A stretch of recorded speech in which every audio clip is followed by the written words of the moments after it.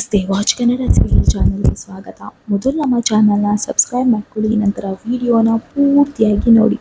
ಇವತ್ತಿನ ವಿಡಿಯೋದಲ್ಲಿ ಏನೆಲ್ಲ ಆಗುತ್ತೆ ಅಂತ ನೋಡೋಣ.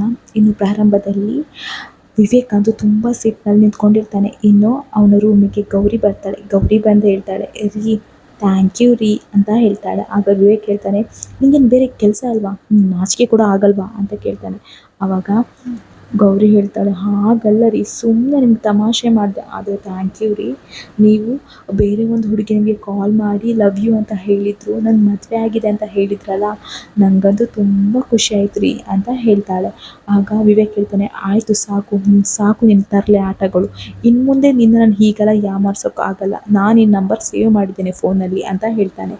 ಆಗ ಗೌರಿ ಹೇಳ್ತಾಳೆ, ಏನು ನನ್ನ ನಂಬರ್ ಸೇವ್ ಮಾಡಿದ್ದೀರಾ, ಏನಂತ ಸೇವ್ ಮಾಡಿದ್ದೀರಾ, ಮುದ್ದು ಅಂತ ಸೇವ್ ಮಾಡಿದ್ದೀರಾ, ಪ್ರೀತಿ ಹೆಂಡತಿ ಅಂತ ಸೇವ್ ಮಾಡಿದ್ದೀರಾ, ಕೊಡಿ ಕೊಡಿ ನಿಮ್ಮ ಫೋನ್ ಕೊಡಿ ಅಂತ ಹೇಳ್ಕೊಂಡು ಫೋನಲ್ಲಿ ಅವಳ ನಂಬರ್ ಹಾಕಿ ನೋಡ್ತಾಳೆ. ಆದರೆ ವಿವೇಕ್ ಅವಳ ನಂಬರನ್ನು ತಲೆನೋವು ಅಂತ ಹೇಳಿ ಸೇವ್ ಮಾಡಿರ್ತಾನೆ. ಆಗ ಗೌರಿ ಹೇಳ್ತಾಳೆ, ಏನು ತಲೆನೋವಾ ರೀ, ಏನು ರೀ, ನಾನು ನಿಮಗೆ ತಲೆನೋವಾ ರೀ, ಏನು ರೀ ಈ ರೀತಿ ಹೇಳ್ತಿದ್ದೀರಾ, ನಾನು ನಿಮ್ಮ ಮೇಲೆ ಎಷ್ಟು ಪ್ರೀತಿ ಇಟ್ಕೊಂಡಿದ್ದೇನೆ, ಆದರೆ ನೀವು ನಿಮ್ಮ ಬದುಕಿಗೆ ನಾನು ತಲೆನೋವಾ, ಅಂದರೆ ನಿಮಗೆ ನನ್ನ ಮೇಲೆ ಸ್ವಲ್ಪ ಕೂಡ ಪ್ರೀತಿ ಇಲ್ವಾ ರೀ, ಏನು ರೀ ನನಗಂತೂ ತುಂಬಾ ಬೇಜಾರಾಯಿತು ರೀ ಅಂತ ಹೇಳ್ತಾಳೆ. ಆಗ ವಿವೇಕ್ ಹೇಳ್ತಾನೆ, ನೋಡು ಅದು ಹಾಗಲ್ಲ, ಆ ರೀತಿ ನಾನೇನು ಮಾಡಲಿಲ್ಲ, ಅದು ಬಿಡು, ನೀನು ನನ್ನ ನಂಬರ್ ಸೇವ್ ಮಾಡಿದ್ದೆಲ್ಲ, ಏನಂತ ಸೇವ್ ಮಾಡಿದೆ ತೋರಿಸು ಅಂತ ಹೇಳ್ತಾನೆ. ಆಗ ಗೌರಿ, ಅದು ಅದು ಅದು ತೋರಿಸು, ಫಸ್ಟು ಫೋನ್ ತೋರಿಸು ಅಂತೇಳಿ ಫೋನ್ ನೋಡ್ತಾನೆ. ಅದರಲ್ಲಿ ಗೌರಿ ಅವನ ನಂಬರನ್ನು ಸಿಡುಕ್ ಮೂತಿ ಅಂತ ಸೇವ್ ಮಾಡಿರ್ತಾಳೆ. ಆವಾಗ ಅವನು ಹೇಳ್ತಾನೆ, ಏನು ನನ್ನ ನಂಬರನ್ನು ಸಿಡುಕ್ ಮೂತಿ ಅಂತ ಸೇವ್ ಮಾಡಿದ್ಯಾ, ಬಿಡಲ್ಲ ಕಣೆ ನಾನಿನ್ನ, ಫೋನ್ ಕೊಡೆ ಅಂತ ಹೇಳ್ತಾನೆ. ಆದರೆ ಗೌರಿ ಫೋನ್ ಕೊಡಲ್ಲ, ಫೋನ್ ಕೈಯಿಂದ ಕಿತ್ಕೊಂಡು ಓಡಾಡಿಸ್ತಾ ಇರ್ತಾಳೆ. ಇನ್ನು ವಿವೇಕ್ ಬಿಡೋದಿಲ್ಲ, ಫೋನ್ ಕೊಡು ಗೌರಿ, ಮೊದಲು ಫೋನ್ ಕೊಡು ಅಂತ ಹೇಳ್ತಾಳೆ. ಆದರೆ ಗೌರಿ ಕೊಡೋದಿಲ್ಲ. ಇನ್ನು ಅವರಿಬ್ಬರು ಓಡಾಡಿ ಒಬ್ಬರು ಮಂಚದ ಮೇಲೆ ಬೀಳ್ತಾರೆ. ಆವಾಗ ಅವ್ರ ಚಿಕ್ಕಪ್ಪ ಬಂದು, ಅಯ್ಯೋ ನಾನೇನು ನೋಡ್ತಾ ಇದ್ದೇನೆ ಅಂತ ಹೇಳ್ತಾರೆ. ಆಗ ಅವರಿಬ್ಬರು ಎದ್ದು ನಿಲ್ತಾರೆ. ಅಯ್ಯೋ ಚಿಕ್ಕಪ್ಪ ಅದು ಹಾಗಲ್ಲ ಅಂತ ಹೇಳ್ತಾರೆ. ಇನ್ನು ಈ ಕಡೆ ಅನಿಕೇತ್ ಹೇಳ್ತಾನೆ ಅವ್ರ ಅಮ್ಮನ ಹತ್ರ, ಮಾಮ್ ಈ ಮೋನಿಕನಿಗೆ ತಲೆ ಸರಿ ಇದೆಯಾ ಇಲ್ವೋ, ಅವಳು ಯಾಕೆ ಮಾಮ್ ಈ ರೀತಿ ಮಾಡ್ತಿದ್ದಾಳೆ ಅಂತ ಹೇಳ್ತಾನೆ. ಆಗ ಅವಳ ಮಾಮ್ ಹೇಳ್ತಾರೆ, ಏನಾಯಿತು ಅಂಥದ್ದೇನಾಯಿತು ಅಂತ ಕೇಳ್ತಾಳೆ. ಆಗ ಅನಿಕೇತ್ ಹೇಳ್ತಾನೆ, ಮಾಮ್ ಅವಳಿಗೇನು ತಲೆ ಸರಿ ಇದೆಯಾ, ಇವಾಗ ಅವಳು ಪ್ರೆಗ್ನೆಂಟ್, ಈಗ ಅವಳು ಹೇಳ್ತಿದ್ದಾಳೆ ನಾನು ಮಾಡ್ಲಿಂಗ್ ಮಾಡಬೇಕು ಅಂತ ಹೇಳಿ. ಅಲ್ಲ ಮಾಮ್, ಈ ಟೈಮಲ್ಲಿ ಅವಳು ಮಾಡ್ಲಿಂಗ್ ಮಾಡೋಕ್ಕಾಗುತ್ತಾ, ಅದು ಸಣ್ಣ ಬಟ್ಟೆ ಹಾಕಿದರೆ ನಮ್ಮ ದಿನ ಬಂದು ಫ್ಯಾಮಿಲಿ ಮರ್ಯಾದೆ ಏನಾಗಬೇಕು, ಇದೇ ರೀತಿ ಮಾಡ್ತಿದ್ರೆ ಅವಳನ್ನಂತೂ ಮನೆಯಿಂದ ಹೊರಗೆ ಹಾಕ್ತಾರೆ ಅಂತ ಹೇಳ್ತಾನೆ. ಆಗ ಅವಳು ಹೇಳ್ತಾಳೆ, ಹೌದು ನಿನಗೆ ಕೊನೆ ಮಾತು ಏನಂತ ಹೇಳಿದೆ ಅಂತ ಹೇಳ್ತಾನೆ. ಮನೆಯಿಂದ ಹೊರಗೆ ಹಾಕ್ತಾರೆ ಅಂತ. ನಮಗೇನು ಬೇಕಿರೋದು ಅನಿಕೇತ್, ನಮಗೂ ಬೇಕಿರೋದು ಅದೇ ಅಲ್ವಾ ಅಂತ ಹೇಳ್ತಾಳೆ. ಆಗ ಅನಿಕೇತ್ ಹೇಳ್ತಾನೆ, ಹೌದು ಮಾಮ್ ಕರೆಕ್ಟ್, ನಮಗೆ ಅವಳ ಮನೆಯಿಂದ ಹೊರಗೋಗ್ಬೇಕು ಅಲ್ವಾ, ಕರೆಕ್ಟ್ ಮಾಮ್, ನೀವು ಹೇಳಿದೆ ಕರೆಕ್ಟ್ ಅಂತ ಹೇಳ್ತಾನೆ. ಆಗ ಚಂಚಲ ಹೇಳ್ತಾಳೆ, ನೋಡನಿಕೇತ್, ಇವಾಗ ನೀನು ಮಾಡಬೇಕಾಗಿರೋದು ಕೆಲಸ ಒಂದೇ, ಅವಳಿಗೆ ಹೇಗಾದರೂ ಮಾಡಿ ಮಾಡ್ಲಿಂಗಿಗೆ ಆಪರ್ಚುನಿಟಿ ಸಿಗುವಾಗ ಮಾಡಬೇಕು.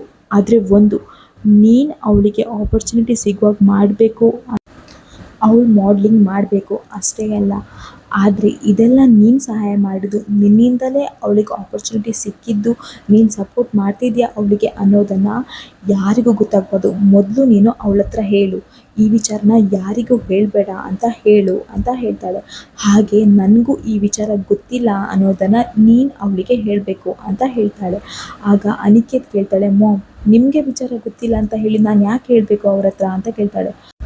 ಆಗ ಚಂಚಲ ಹೇಳ್ತಾಳೆ, ಲೋ ದಡ್ಡ, ನನಗೆ ಈ ವಿಚಾರ ಗೊತ್ತಿದೆ ಅಂತ ಆದರೆ ಕೊನೆಗೆ ಮನೆಯಲ್ಲಿ ಸಿಕ್ಕಿಬಿದ್ದಾಗ ಕೊನೆಗಳು ಏನು ಹೇಳ್ತಾಳೆ, ಈ ಎಲ್ಲ ವಿಚಾರ ಅತ್ತೆಗೆ ಗೊತ್ತಿದೆ ಅಂತ ಹೇಳ್ತಾಳಲ್ವಾ, ಅದಕ್ಕೆ ಅದು ಹೇಳಬಾರ್ದು.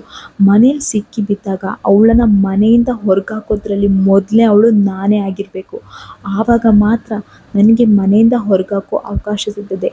ನೋಡು ಇವಾಗಲೇ ಹೋಗು, ಅವಳು ಬ್ರೈನ್ ವಾಶ್ ಮಾಡಿ ಅವಳು ಮಾಡ್ಲಿಂಗ್ ಮಾಡಬೇಕು, ಈ ಮನೆ ಮರ್ಯಾದೆ ತೆಗಿಬೇಕು, ಹಾಗೆ ಮಾಡು ನೀನು, ಹೋಗು ಮೊದಲು ಅಂತ ಹೇಳಿ ಅವನನ್ನು ಕಳಿಸ್ತಾಳೆ.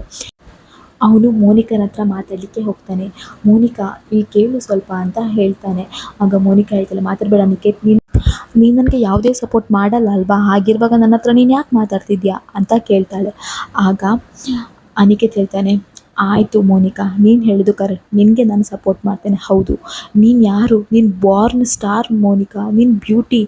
ನಿನ್ನಂಥ ಬ್ಯೂಟಿಗಳು ಇಲ್ಲಿ ಮನೇಲಿದ್ದು ಗೃಹಿಣಿ ಆಗೋಕ್ಕೆ ಸರಿಯಲ್ಲ. ನೀನು ಹೊರಗಡೆ ಹೋಗಿ ಮಾಡೆಲ್ ಆಗಬೇಕು, ಸೂಪರ್ ಸ್ಟಾರ್ ಆಗಬೇಕು, ಹೀರೋಯಿನ್ ಆಗಬೇಕು, ಮಿಂಚಬೇಕು. ನಿನ್ನ ಅಂದ ಚಂದಕ್ಕೆ ಯಾರಾದರೂ ಸಾಟಿ ಇದ್ದಾರಾ ಮೋನಿಕಾ? ನಿನ್ನ ಬ್ಯೂಟಿಯನ್ನು ನೀನು ಉಪಯೋಗಿಸ್ಕೊ ಮೋನಿಕಾ. ನೀನು ಮಾಡೆಲ್ ಆಗಲೇಬೇಕು ಮೋನಿಕಾ ಅಂತ ಹೇಳಿ ಚೆನ್ನಾಗಿ ಅವಳು ಬ್ರೈನ್ ವಾಶ್ ಮಾಡ್ತಾನೆ ಅನಿಕೇತ್. ಆಗ ಮೋನಿಕನಿಗಂತೂ ತುಂಬಾ ಖುಷಿಯಾಗುತ್ತೆ. ಅನಿಕೇತ್, ನೀನು ಏನು ಹೇಳ್ತಿದ್ಯಾ ಅಂದರೆ ನನ್ನ ಮಾಡೆಲ್ ಆಗಿ ನೀನು ಸಪೋರ್ಟ್ ಮಾಡ್ತೀಯಾ ಅಂತ ಕೇಳ್ತಾಳೆ. ಆಗ ಅನಿಕೇತ್ ಹೇಳ್ತಾನೆ, ಹೌದು ಮೋನಿಕಾ, ನಿನಗೆ ನಾನು ಸಪೋರ್ಟ್ ಮಾಡೇ ಮಾಡ್ತೇನೆ. ಆದರೆ ನಾನು ಸಪೋರ್ಟ್ ಮಾಡ್ತಿದ್ದೇನೆ ಅಂತ ಹೇಳಿ ಮನೆಯಲ್ಲಿ ಯಾರ ಹತ್ರನೂ ನೀನು ಹೇಳಬಾರ್ದು ಅಂತ ಹೇಳ್ತಾನೆ. ಇನ್ನು ಅದಕ್ಕೆ ಮೋನಿಕಾ ಹೇಳ್ತಾಳೆ, ಅಷ್ಟೇ ಅಲ್ವಾ, ಪಕ್ಕ ನಾನು ಹಾಗೆ ಮಾಡ್ತೀನಿ.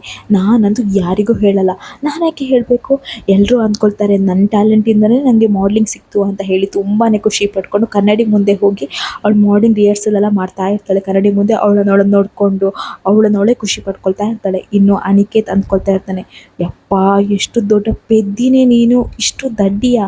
ಅಲ್ಲ ಕಣೆ, ನಿನ್ನ ಗೋರಿಗೆ ನೀನೇ ಹಳ್ಳ ತೊಡ್ಕೊಳ್ತಿದ್ಯಾ. ನನಗೆ ಏನು ಮಾಡಬೇಕಂತಿಲ್ಲ. ಇನ್ನು ಸ್ವಲ್ಪ ದಿನ ನಾನು ಅವರೇ ಮನೆಯಿಂದ ಹೊರಗಾಕ್ತಾರೆ ಅಂತ ಹೇಳ್ಕೊಂಡು ಖುಷಿ ಪಡ್ಕೊಳ್ತಾ ಇರ್ತಾನೆ. ಇನ್ನು ಈ ಕಡೆ ಮೋನಿಕನಿಗೋಸ್ಕರ ಹಣ್ಣು ಹಂಪಲು ಸೀರೆ ಎಲ್ಲ ತೊಗೊಂಡು ಹೋಗ್ಬೇಕಂತ ಮನೆಯಲ್ಲಿ ಮಾತುಕತೆ ಆಡ್ತಾ ಇರ್ತಾರೆ. ಆವಾಗ ಚಿನ್ನು ಹೇಳ್ತಾಳೆ, ಅಲ್ಲ ಅಮ್ಮ, ಹೋಸಲ ನೀನು ಏನೆಲ್ಲ ತಗೊಂಡು ಹೋದಿ ತಿಂಡಿ ಎಲ್ಲ, ಆದರೆ ಮೋನಿಕಾಕ್ಕ ಯಾವ ರೀತಿ ಅವಮಾನ ಮಾಡಿ ಕಳಿಸಿದ್ದು ನಿಂಗೆ ಗೊತ್ತಿಲ್ವಾ? ಈ ಸಲ ಪುನಃ ನೀನು ಅವಮಾನ ಮಾಡೋಕ್ಕೋಸ್ಕರನೇ ಹೋಗ್ತಿದ್ಯಾ ಅಂತ ಹೇಳ್ತಾಳೆ. ಆವಾಗ ಅವ್ರ ಅಪ್ಪನೂ ಹೇಳ್ತಾರೆ, ಅಲ್ಲ ಕಾಂತ, ನಮ್ಮ ಹತ್ರ ಹಣ ಎಲ್ಲಿದೆ ಅಂತ ಹೇಳ್ತಾರೆ. ಆಗ ಅವರಮ್ಮ ಹೇಳ್ತಾರೆ, ರೀ, ಹಣ ಇಲ್ಲದಿದ್ದರೂ ನಾವು ಮಾಡಬೇಕಾದ ಕರ್ತವ್ಯ ಮಾಡಲೇಬೇಕು ರೀ, ಇದು ತವರು ಮನೆ ಕರ್ತವ್ಯ ರೀ, ನಾವು ಅದನ್ನು ಮಾಡಲೇಬೇಕು. ನೋಡು, ಮೋನಿಕನಿಗೆ ಇಷ್ಟ ಆಗಲಿ ಇಷ್ಟ ಆಗದೇ ಇರಲಿ, ನಾವಂತೂ ಅವಳಿಗೆ ಬಾಗಿನ ಕೊಡಲೇಬೇಕು, ಇದೆಲ್ಲ ನಮ್ಮ ಕರ್ತವ್ಯ ಅಂತ ಹೇಳ್ತಾರೆ. ಆಗ ಅವರಪ್ಪ ಹೇಳ್ತಾರೆ, ನೋಡು, ನನ್ನ ಹತ್ರ ಈಗ 5,000 ಇದೆ ಅಷ್ಟೇ. ಇದನ್ನು ನಾನು ಗೊಂಬೆಗಳಿಗೋಸ್ಕರ ಇಟ್ಕೊಂಡಿದ್ದೆ, ಬಣ್ಣಕ್ಕೋಸ್ಕರ. ಆದರೆ ಪರವಾಗಿಲ್ಲ ಬಿಡು, ಇದರಲ್ಲೇ ಎಲ್ಲ ಮಾಡು, ಅಡ್ಜಸ್ಟ್ ಮಾಡ್ಕೊ ಅಂತ ಹೇಳ್ತಾರೆ. ಅಷ್ಟರಲ್ಲಿ ಗೌರಿ ಮನೆ ಕಾಲ್ ಮಾಡ್ತಾಳೆ ಕಾಂತಂಗೆ. ಆಗ ಕಾಂತಂಗೆ ತುಂಬಾ ಖುಷಿಯಾಗುತ್ತೆ. ರೀ, ನೋಡ್ರಿ, ಗೌರಿ ನಂಬರಿಂದ ಕಾಲ್ ಬರ್ತಿದೆ ಇದೆ ನೋಡಿ ಅಂತ ಹೇಳ್ತಾಳೆ. ಇನ್ನು ಚಿನ್ನು ಹೇಳ್ತಾಳೆ, ಅಕ್ಕ, ನಿನ್ನ ಮೊಬೈಲ್ ಸಿಗ್ತಾ ಅಕ್ಕ ನಿನಗೆ ಅಂತ ಹೇಳ್ತಾಳೆ. ಆಗ ಗೌರಿ ಹೇಳ್ತಾರೆ, ಹೌದು ಅತ್ತೆ, ನನ್ನ ಫೋನ್ ಕೊಟ್ಟರು ಅಮ್ಮ ಅಂತ ಹೇಳ್ತಾರೆ. ಇನ್ನು ಖುಷಿ ಪಡ್ತಾಳೆ. ಇನ್ನು ಗೌರಿ ಹೇಳ್ತಾರೆ, ಅಮ್ಮ, ಏನು ಗೊತ್ತಾ ಅಂತ ಹೇಳುವಾಗ ಕಾಂತ ಹೇಳ್ತಾಳೆ, ಗೌರಿ, ನನ್ನ ಹತ್ರ ಕೇಳಬೇಕಿತ್ತು, ಮೋನಿಕಾ ಹೇಗಿದ್ದಾಳೆ ಗೌರಿ? ಮೋನಿಕಾ ಬಸ್ರಿ ಅಲ್ವಾ, ನಾನು ನಿಮ್ಮ ಮನೆಗೆ ಬರಬೇಕಂತ ಇದ್ವಿ, ಅವಳಿಗೆ ಫಲ ತಾಂಬೂಲ ಸೀರೆ ಎಲ್ಲ ಕೊಡಬೇಕು ಅಂತ ಇದ್ದೆ, ಅದಕ್ಕೋಸ್ಕರ ನಿಮ್ಮ ಮನೆಗೆ ಬರಬೇಕು ಅಂತ ಅಂದ್ಕೊಳ್ತಾ ಇದ್ವಿ, ಅದ್ರ ಬಗ್ಗೆನೇ ಮಾತಾಡ್ಕೊಳ್ತಾ ಇದ್ವಿ, ನೀನೇ ಕಾಲ್ ಮಾಡಿದ್ದೀ ನೋಡು ಅಂತ ಹೇಳ್ತಾರೆ. ಆಗ ಗೌರಿ ಅಂದ್ಕೊಳ್ತಾಳೆ, ಅಯ್ಯೋ, ಇವಳು ಬೇರೆ ಬಸ್ರಿ ಅಲ್ಲ, ಪಾಪ, ಇವಳು ಸುಳ್ಳಿಗೆ ನಮ್ಮಪ್ಪ ಸಾಲ ಮಾಡಬೇಕಾ? ಇಲ್ಲ, ನಾನು ಇದನ್ನು ಆಗೋಕ್ಕೆ ಬಿಡಬಾರ್ದು, ನಾನು ನಮ್ಮಪ್ಪನಿಗೆ ಕಷ್ಟ ಕೊಡಬಾರ್ದು ಅಂತ ಹೇಳಿ ಅಪ್ಪ ಅದು ಅಂತ ಹೇಳುವಾಗ ಚಮನ್ ಅಲ್ಲಿ ಬರ್ತಾನೆ. ಬಂದು ಕೂಡಲೇ, ಏ ವೀರಣ್ಣ, ಎಲ್ಲೋ ಇದೆಯಾ ನೀನು? ಎಲ್ಲೋ ಅಡುಗೆ ಕೂತ್ಕೊಳ್ಳಿದ್ಯಾ? ಏ ವೀರಣ್ಣ ಹೇಳ್ಕೊಂಡು ಸರಿಯಾಗಿ ಅವನಿಗೆ ಕಿರ್ಚಾಡ್ಕೊಂಡು ಮನೆ ಒಳಗೆ ಬರ್ತಾನೆ ಚಮನ್ ಲಾಲ್.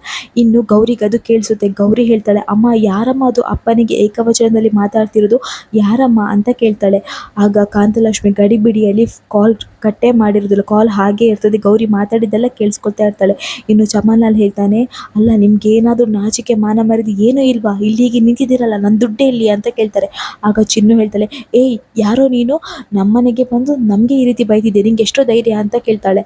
ಆಗ ಅವ್ನು ಹೇಳ್ತಾಳೆ, ಆ ಚೋಕ್ರಿ, ನಿಂಗೆಷ್ಟು ಧೈರ್ಯ, ನನ್ನ ಹತ್ರನೇ ಹಣ ತಗೊಂಡು ನನ್ನ ಹತ್ರನೇ ಹೀಗೆ ಮಾತಾಡ್ತೀರಾ ನೀವು? ನೋಡಿ, ನಂಗೆ ಹಣ ಬರಬೇಕು.